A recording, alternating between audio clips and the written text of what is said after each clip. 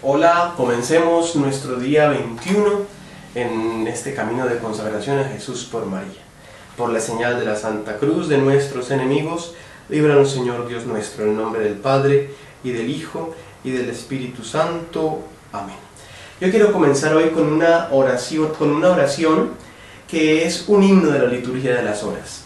La liturgia de las horas es la oración que los sacerdotes tienen por obligación, contraída desde el día de su ordenación sacerdotal, su ordenación pues al ministerio, una obligación que contraen con la iglesia, que es orar con la liturgia oficial de la iglesia, la liturgia de las horas, un compendio de salmos, de lecturas bíblicas y de himnos, también de himnos y lecturas de la tradición, y bueno, muchas cosas con la cual se comprometen a orar. O sea, es un signo bellísimo de que estamos unidos todos los fieles. También los fieles estamos llamados a esta oración de la iglesia, pero quiero decir que únicamente son los obispos, presbíteros y los diáconos,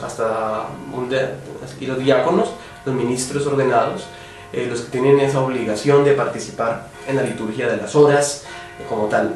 Nosotros los fieles nos unimos a esa oración y también es efectiva para nosotros, es oración de la iglesia. Bien, eso es hermoso porque la misma liturgia que se está rezando aquí, obviamente en lenguas distintas y en todo, es rezada a esta misma hora o a un horario diferente en otro lugar del mundo, y esto garantiza que siempre haya oración en la iglesia, que siempre haya personas orando, de modo que ante la venida del Señor haya un grupo siempre dispuesto, confirmado a la oración.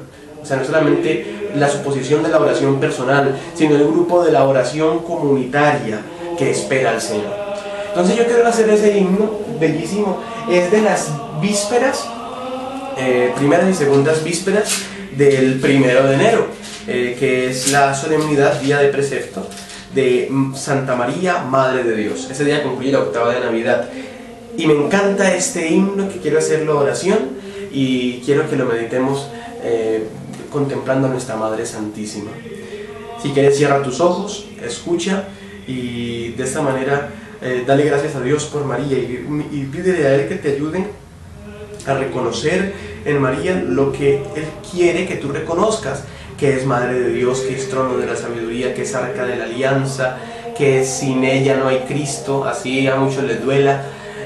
No, es ver a María como aquella desde la cual Cristo vino a iluminarnos.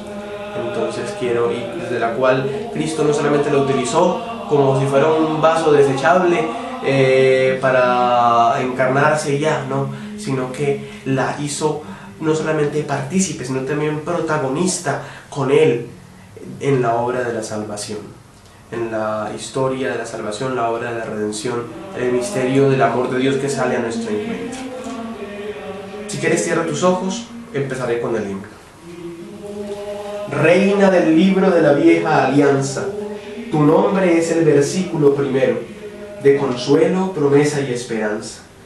Doncella que en tu vientre a Dios tendrías, se estremece de júbilo tu nombre en los labios quemados de Isaías.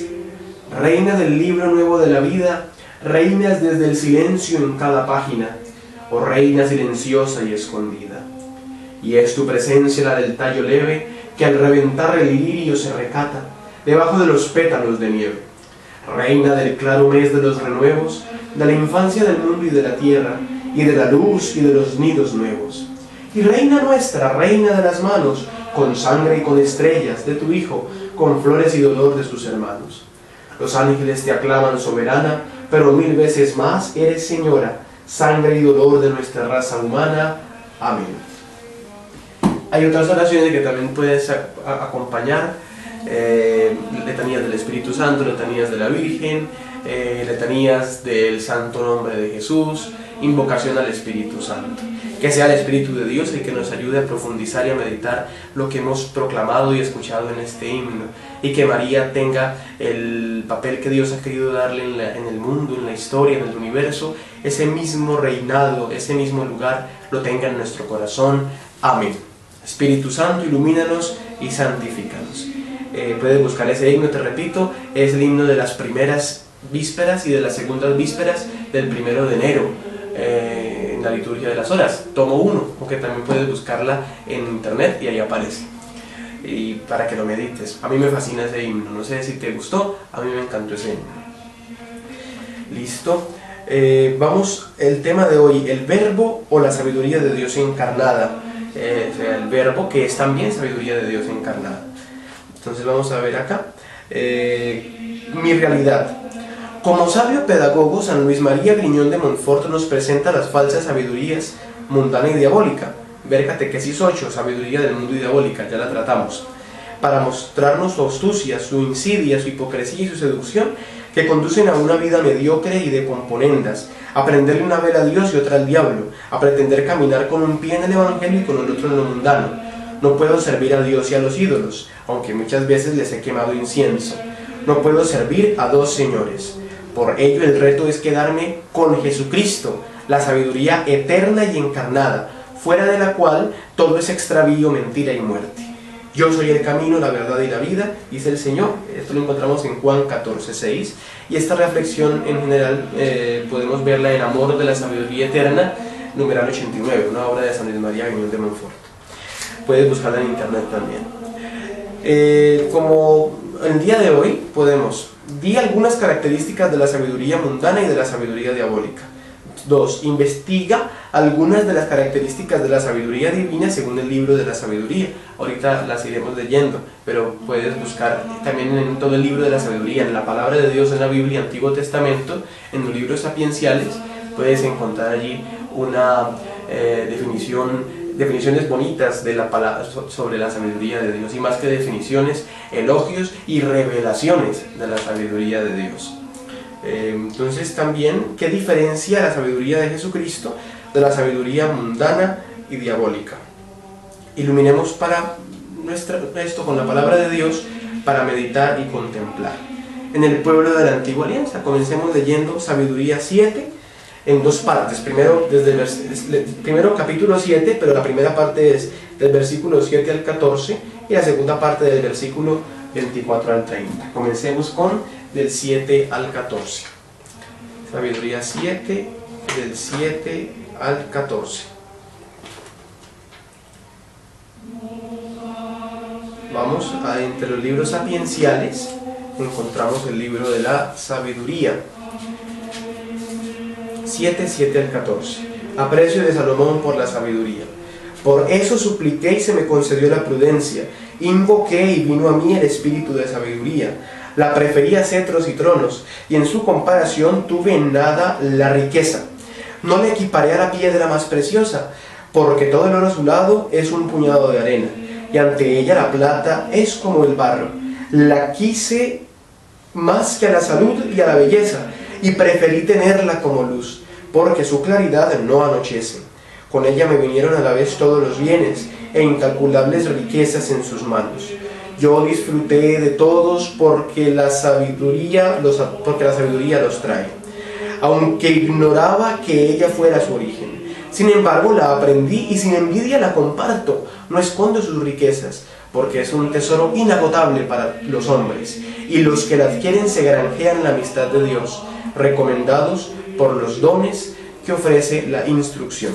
Esto es Sabiduría 7, del 7 al 14. Vamos a la segunda lectura también de sabiduría, del 24 al 30, versículos del 24 al 30. Viene a ser entonces Sabiduría 7, 24 al 30. Llegué a ver, del 24 al 30, en el elogio de la sabiduría vemos, dice acá: pues la sabiduría es más móvil que cualquier movimiento, y en virtud de su pureza atraviesa y penetra todo. Es un soplo del poder de Dios, una emanación pura de la gloria del Omnipotente. Por eso nada contaminado la afecta. Es reflejo de la luz eterna, espejo inmaculado de la actividad de Dios e imagen de su bondad.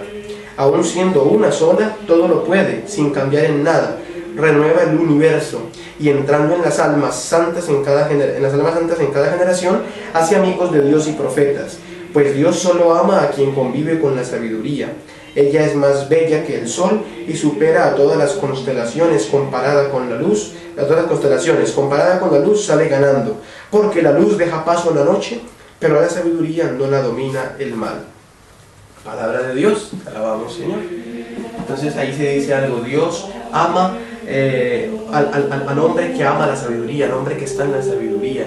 Es decir, si tú quieres sentir el amor de Dios, no quiere decir que entonces no ame a Dios a los pecadores, los ama sí, pero no los aprueba.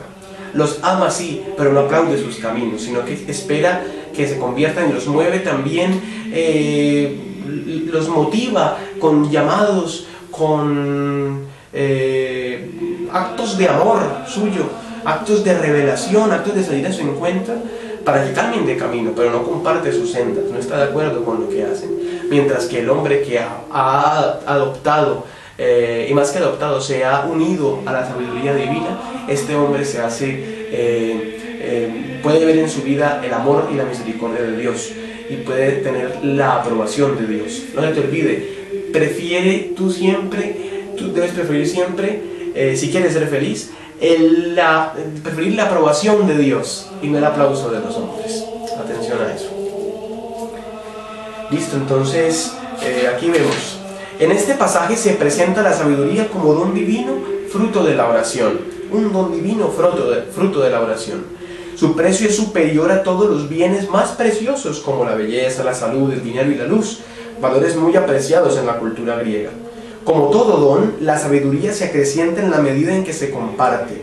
Quien adquiere este don se vuelve amigo de Dios. Tú enciendes una vela, y de esa vela, si hay 1000 velas allí, con esa vela, a medida en que se va propagando la luz, se puede iluminar y se pueden encender todas las velas de la pequeñita luz, de la pequeñita llama de esa vela. Y la llama de esa vela no disminuye porque se comparta. Lo mismo pasa con tu fe y con la mía. Se comparte y no disminuye, porque es la luz y es la luz de Dios. Bueno, en este pasaje también vemos que la segunda parte del texto nos habla de la naturaleza y características de la sabiduría en relación con Dios, con la creación y con la historia. Los términos empleados son tan sublimes y sus efectos tan maravillosos que después serán retomados por San Juan y San Pablo al hablar de la persona misma de Jesucristo. Ver Juan 1, y versículos 3, 10 y 14. Y también vemos Colosenses 1 del 15 al 17 y Hebreos 1, capítulo 1, versículo 3. Siempre me han impresionado mucho estas características de la sabiduría divina. Ella es el resplandor de la luz eterna, un espejo sin mancha de la actividad de Dios y una imagen de su bondad. Sabiduría 7:26. Por la relación que encuentro con la revelación posterior de cada una de las tres personas divinas y con lo que en filosofía aristotélico-tomista se llaman los tres trascendentales del ser, es decir, aquello que caracteriza a todos los seres, su existencia, su verdad y su bondad. Todo ser existe, es verdadero y es bueno. Dios existe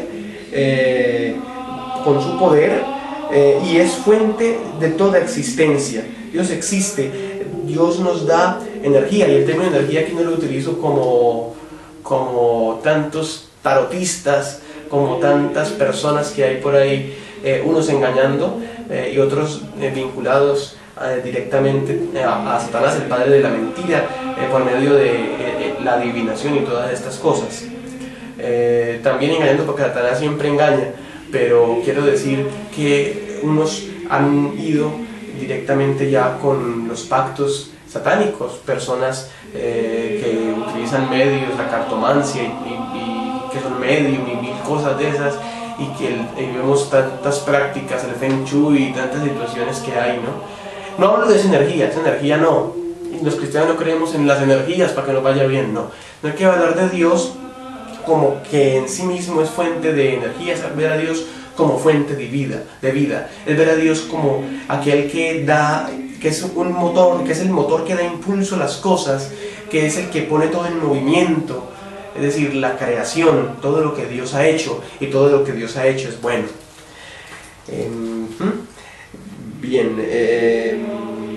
Y es fuente de toda existencia, es luz inextinguible y fuente de toda luz, verdad y sabiduría. Es amor, bondad, Padre, Hijo y Espíritu Santo. En el pueblo de la Nueva Alianza, vemos en el testimonio de San Juan, hemos leído ya en algunas ocasiones en los días anteriores el prólogo de San Juan, que es el capítulo 1 de su Evangelio. Entonces puedes buscarlo y encontrar allí lo que dice San Juan sobre Dios, ¿no? Sobre Cristo, el Verbo encarnado. Cuando dice que es la luz que brilla en las tinieblas, el cual las tinieblas no pudieron eclipsar, aquel que vino a los suyos y los suyos no los recibieron, aquel que acampa entre nosotros, que es palabra encarnada. Todo esto puedes encontrarlo ahí. Comentando el prólogo del Evangelio según San Juan, dice Benedicto XVI: se trata de un texto admirable que ofrece una síntesis vertiginosa de toda la fe cristiana, de toda su experiencia meditada en su corazón. San Juan sacó una certeza íntima. De toda su experiencia meditada en su corazón, San Juan sacó una certeza íntima. Jesús es la sabiduría de Dios encarnada. Es su palabra eterna que se hizo hombre mortal. Vemos también ahora el testimonio de San Pablo, la sabiduría del mundo y la sabiduría cristiana. Vamos a leer 1 Corintios 1, del 18 al 25. Pues la predicación de la cruz es una locura para los que se pierden, mas para los que se salvan, para nosotros es fuerza de Dios. Porque dice la Escritura: destruiré la sabiduría de los sabios e inutilizaré la inteligencia de los inteligentes. ¿Dónde está el sabio? ¿Dónde el docto? ¿Dónde el intelectual de este mundo? ¿Acaso no aconteció Dios la sabiduría del mundo? ¿Acaso no entonteció Dios la sabiduría del mundo? De hecho, como el mundo mediante su propia sabiduría no conoció a Dios en su divina sabiduría, quiso Dios salvar a los creyentes mediante la locura de la predicación. Así, mientras los judíos piden signos y los griegos buscan sabiduría, nosotros predicamos a un Cristo crucificado, escándalo para los judíos, locura para los gentiles, mas para los llamados, lo mismo judíos que griegos, un Cristo, fuerza de Dios y sabiduría de Dios. Porque la locura divina es más sabia que los hombres y la debilidad divina más fuerte que los hombres. Qué bonito. Dios que no tiene ansia de poder, que no tiene delirios de poder, como si los tenemos nosotros. Y queremos mostrarnos poderosos y vemos muchos escudos y vemos muchas cosas, y en esos escudos hombres pequeñitos, hombres limitados al fin y al cabo. Mientras que Dios se muestra en la humildad, en el Verbo encarnado, en la debilidad de un niño, en la vida intrauterina de María, en su seno materno, ese mismo niño que se va formando, va creciendo pequeñito, lo que muchos creen hoy que no tiene vida y que dicen, eso es un feto, eso es un cúmulo de células, eso no tiene nada de vida, eso no siente y no es persona. Que dice esto se olvidó de que Dios se hizo hombre y que la encarnación de Dios comenzó en el seno de María. O sea, Dios no se hizo hombre bajando allí a una cuna, ya hecho. No, Dios se hizo hombre desde el seno de María. Se formó en María, tomó su carne y su sangre de María, la misma carne y la misma sangre que está en la Eucaristía y que nosotros alimentamos y de la cual nos nutrimos si comulgamos en gracia de Dios. Si comulgas en pecado mortal, estás comiendo y bebiendo tu propia condenación. Así que confiésate cuando vayas de las veces en las que has comulgado en pecado mortal y no lo vuelvas a hacer. No comulgues en pecado mortal y de hecho no vuelvas a caer en pecado mortal. Si por algún motivo caes en el pecado, no dudes de la misericordia de Dios y ve al sacramento de la reconciliación. Recuerda que somos hombres de barro, fácil nos quebramos y el tesoro que llevamos dentro se desbarata. Y solamente Dios puede no solamente pegar cositas, sino que puede hacer todo de nuevo y hacer bien sólido esa vasija de barro, bien sólida, moldeable para Dios, pero bien fuerte para los hombres, y como una coraza cuando acudimos a la oración, a los sacramentos, al ayuno, a los medios que nos ofrece el Señor y a la protección de María fundamental. Y de esta manera el tesoro que llevamos dentro no se despilfarra y mucho menos se pierde, sino que empieza a ser custodiado por el Señor. Y adivinen a quién pone Dios como la guardiana de todo esto: a la Virgen Santísima, la que custodió a Dios en su vientre, pero que sobre todo también lo custodió en su corazón. O sea, no solamente es madre como quien cumple una obligación biológica utilizada por Dios. No. Es discípula, es modelo de creyente, es reina porque es compañera del rey, es madre del rey. Miren qué bonito el misterio de María. Y a veces lo pasamos tanto por alto y no le damos el lugar que ella tiene, el lugar que el mismo Dios le ha dado. Listo. El contenido de la predicación de Pablo es un Cristo crucificado que expresa la sabiduría y el poder de Dios y que confunde la sabiduría de los que esperan cosas extraordinarias o milagros y de los autosuficientes porque creen que saben mucho. Se trata de la humilde y poderosa sabiduría del amor que conduce a Jesucristo hasta la locura de la cruz. Desde ahí reina, no tiene otro trono. A veces somos, en cierta película que un día me vi, se ve la pasión, se ve un momento de la pasión del Señor y que llega Herodes y con una copa de agua, tú cambias el agua en vino, la transformas, bueno, haz un milagro para mí. Y eso a veces le exigimos a Dios. Creemos que Dios se deja manipular de esa manera y decimos, Señor, si tú existes, hazme este milagro. No, esa no es la fe. Y no chantajeemos a Dios. Dios nos ama y no necesitamos de eso. La oración es es la fuerza que nosotros tenemos. El corazón de Dios no está armado en contra nuestra. Dios no está buscando que sufran, a ver, yo me complazco ahí menos de sufrir, no. La oración es la fuerza para invocar la presencia de Dios que puede cambiar cualquier situación. Entonces, mira que lo que es necedad para los hombres, la rezadera, ¿para qué? Esa tanta cosa, ¿para qué? Tantas prácticas, todo esto. Lo que es necedad para los hombres, para Dios es verdadera sabiduría. Porque la oración repetitiva, alguien me decía en algún momento, constante, que el mismo Jesús en el Evangelio nos la recomienda, es como el taladro. Son vueltas que va dando, muchas e incluso muchas en una menor cantidad de tiempo, y el taladro va perforando paredes y en escala más grande va perforando montañas.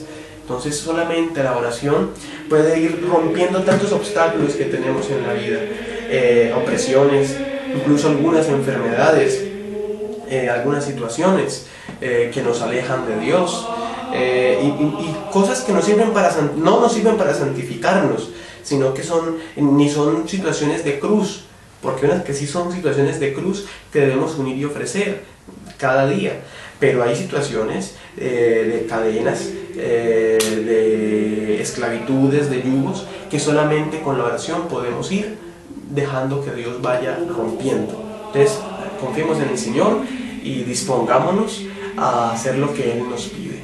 Y seamos hombres y mujeres de oración. No nos dé miedo coger el rosario y rezar el rosario. No nos dé miedo. No tengo rosario. Papito tiene 10 dedos. Con 10 dedos puede ir haciendo las cuentas.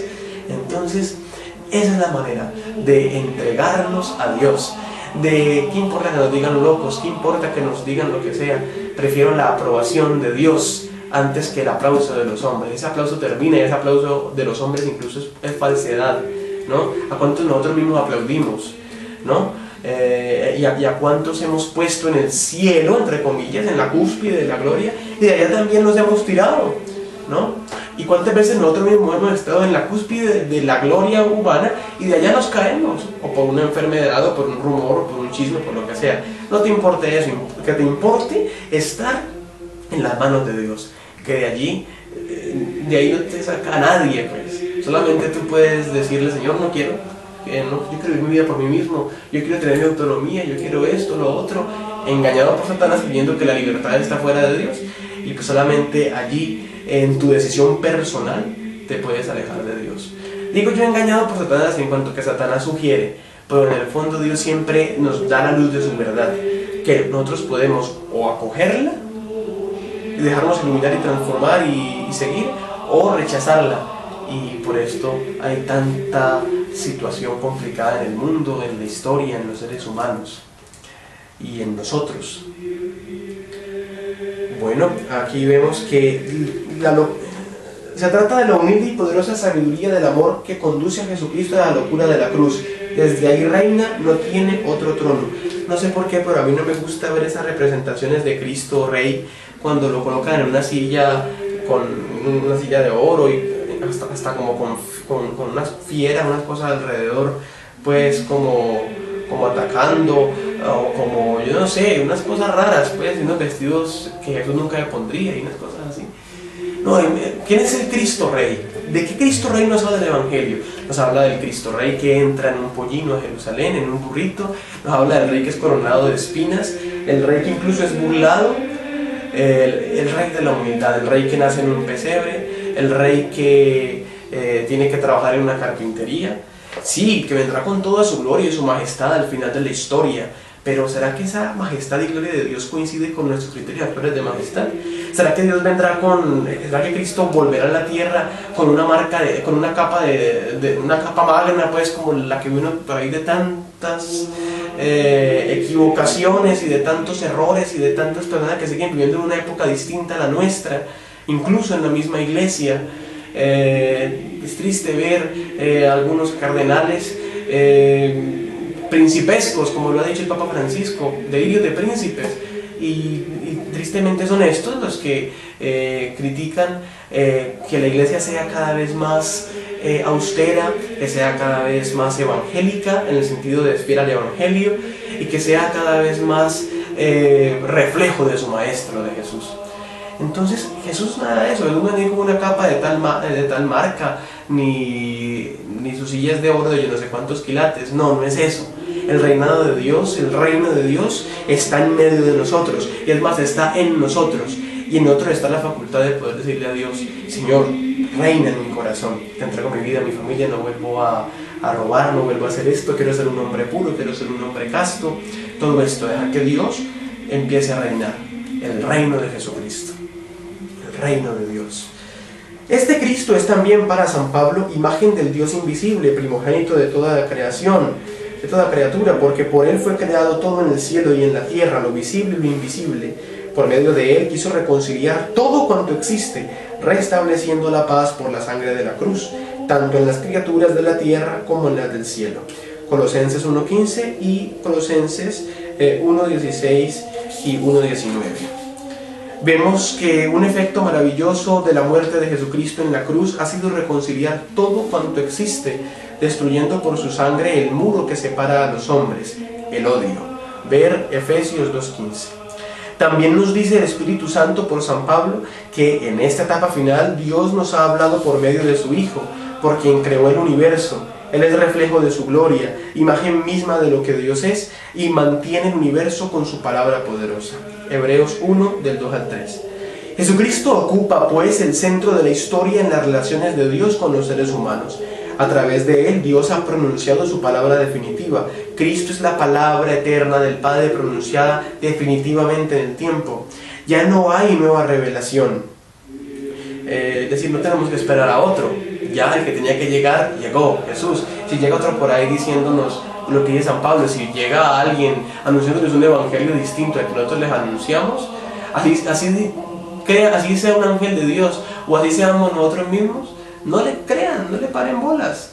Y también dice incluso sea anatema, es decir, sea excluido, sea considerado estéril, estéril en el sentido, pues, de que la obra de Dios no produce frutos allí, desarraigado, como cuando le cortan una rama a un árbol, esa rama pues se seca afuera, y todo eso sea anatema. Entonces es esto, confiar en el Señor, entregarnos al Señor, vivir para el Señor, de tal manera que su reino sea una realidad en nosotros, y no esperar a otros. Corremos cuando oímos de videntes y todo esto. No digo que la Virgen no se revele, porque revelaciones marianas ha habido, e incluso revelaciones como la revelación de Jesús en su divina misericordia, Santa Faustina, su Sagrado Corazón, a Santa Margarita María Alacoque y muchos más. Pero también hay muchísimas más revelaciones que no tienen carácter divino, sino que son producto de sacar algún provecho humano, o una situación mental, y a veces incluso hay mensajes que por no tener ninguna relación con el Evangelio y por no ser lo que Dios nos pide, sino unos mensajes extraños dados a nombre de Dios, sabemos que son una estrategia de engaño del maligno, algunos. Entonces, atención a todo esto, y saber que Dios habló en Jesucristo, y que lo que Dios nos pide está en Jesucristo, y por ende también en María, Jesús y María unidos, un solo corazón. Entonces, no nos dejemos engañar. que a veces vamos detrás de lo espectacular, detrás de lo fantástico, detrás de lo novedoso, pero recuerda que lo que hoy es modernismo, mañana será viejismo, pero la palabra de Dios es eterna, es siempre antigua y siempre nueva, y siempre es bella, siempre es verdadera, siempre es buena. Bien, Jesucristo ocupa lo que hay es una mejor comprensión de la misma, de la revelación, y por esto es la pedagogía de María al aparecerse en tantos lugares, y la pedagogía de Jesús al mostrarnos su mensaje transformador, su presencia transformadora, divina y humana.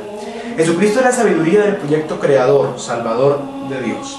Por todo ello hemos de pedir constantemente al Dios de nuestro Señor Jesucristo, Padre de la gloria, que nos conceda su espíritu de sabiduría y revelación, para que nos permita conocerlo verdaderamente. Ver Filipenses 1:17. Esto es lo que estamos buscando en esta etapa de preparación y lo que hemos de pretender a lo largo de toda nuestra vida. Desde la enseñanza de la Iglesia vemos que en el documento de Aparecida está lo siguiente: procedemos de un designio divino de sabiduría y amor. Documento de Aparecida 28. Y por eso dirá Benedicto XVI también, en otro contexto dirá: todos somos necesarios, todos somos importantes, soy necesario, todos somos necesarios, porque somos el designio porque somos un designio de Dios para los demás. Dios nos comparte la existencia para encontrarlo a Él, para servir a los demás. Mira cuál es tu misión en la vida. Si es una diferente a encontrarte con Dios, si es una diferente que por el contrario te está alejando del camino de Dios, quita la misión de tu vida, ¿no? Y dale el lugar a Dios, Deja que Dios transforme tu realidad, que Dios transforme tu vida. Recuerda, Dios tiene el poder de cambiar cualquier situación. Dios puede cambiar cualquier situación. Incluso el pecado más oscuro, más terrible, más horroroso, Dios lo puede cambiar. Y no solamente cambiar, lo perdona, lo desaparece, lo absuelve, nos deja limpios, libres, nos libera. ¿Qué esperas? Otra cuña al sacramento de la confesión. Vamos al sacramento de la confesión. Como discípulos de Jesús, dice documento de Aparecida en su numeral 489, nos sentimos invitados a dar gracias por el don de la creación, reflejo de la sabiduría y belleza del Logos creador. Por todo ello, aquí ya pasamos, por todo ello hemos de cultivar una actitud contemplativa que solo es posible en el silencio y la oración. Vamos al documento de Aparecida 41. Los cristianos necesitamos recomenzar desde Cristo, desde la contemplación de quien nos ha revelado en su misterio la plenitud del cumplimiento de la vocación humana y de su sentido. Necesitamos hacernos discípulos dóciles para aprender de Él, en su seguimiento, la dignidad y plenitud de la vida. Y necesitamos al mismo tiempo que nos consuma el celo misionero para llevar al corazón de la cultura de nuestro tiempo aquel sentido unitario y completo de la vida humana que ni la ciencia, ni la política, ni la economía, ni los medios de comunicación podrán proporcionar. En Cristo, palabra, sabiduría de Dios, ver 1 Corintios 1:30, la cultura puede volver a encontrar su centro y su profundidad, desde donde se puede mirar la realidad en el conjunto de todos sus factores, discerniéndolos a la luz del Evangelio y dando a cada uno su sitio y su dimensión adecuada. Documento de Aparecida, numeral 41. Listo, nuestra tarea cristiana es pues transformar la cultura en sus diversas manifestaciones y medios de comunicación con la sabiduría del Evangelio. Jesús lo dijo muy claro: sean sal de la tierra y luz del mundo. Listo, vemos en San María Griñón de Montfort, esto puede iluminarnos sobre la encantadora belleza e inefable dulzura de la sabiduría encarnada. Lee Amor de la Sabiduría Eterna, documento de Montfort, es uno de sus libros, el más conocido, ese y el Tratado de la Devoción, pero hoy hablamos de Amor de la Sabiduría Eterna. Números 117, 118 y 120. Puedes buscarlo en internet. En esta edición es la página 100. Bueno, un resumen para orar y comprometernos. Jesucristo es la sabiduría increada y encarnada. En Él reside la plenitud de la divinidad y por tanto toda la riqueza de la sabiduría y de la gracia. Un compromiso, una tareita: leer y resumir destacando lo que consideres más importante en los capítulos 10 y 11 del Amor de la Sabiduría Eterna, sobre la encantadora belleza y dulzura de la sabiduría encarnada. En esta obra, Amor de la Sabiduría Eterna, 117 al 132, numerales. puedes hacerlo, ¿no? Pero igual, igual puedes ir siguiendo también pasar al día siguiente en caso de que no lo hayas hecho. Es un compromiso y eso es algo que te puede servir, ¿no? No te sientas tampoco que es camisa de fuerza, no, es algo que te puede servir mucho. No olvidar las oraciones que Montfort recomienda para esta semana. Tener presente lo más importante, la docilidad a la acción del Espíritu Santo, la presencia activa de María en esta acción transformadora a contemplación de Jesucristo. ¿Cuáles son las oraciones que podemos rezar a lo largo de nuestro día? Letanías lauretanas, a lo largo de la semana, letanías del nombre de Jesús, letanías del Espíritu Santo, Ave María, Salve María, estrella de la mañana, estrella del mar, perdón, Ave María, Stella Maris, y todas estas prácticas devocionales. Y no olvides el Santo Rosario. Es el cordón umbilical que nos une al corazón de María, perdónenme la expresión, pero es ese cordón que nos une al corazón de María y que por tanto nos une a Dios, y es el lazo que se nos tiende para llegar al cielo, y nos lo tiende Dios a través de la Madre Santísima, la Virgen María. Dulce Madre, no te alejes, tu vista de nosotros no apartes, ven con nosotros a todas partes y solos nunca nos dejes. Y ya que nos amas tanto como verdadera Madre que eres, haz que nos bendiga el Padre, el Hijo y el Espíritu Santo. Amén. Nos vemos mañana. Dios te bendiga.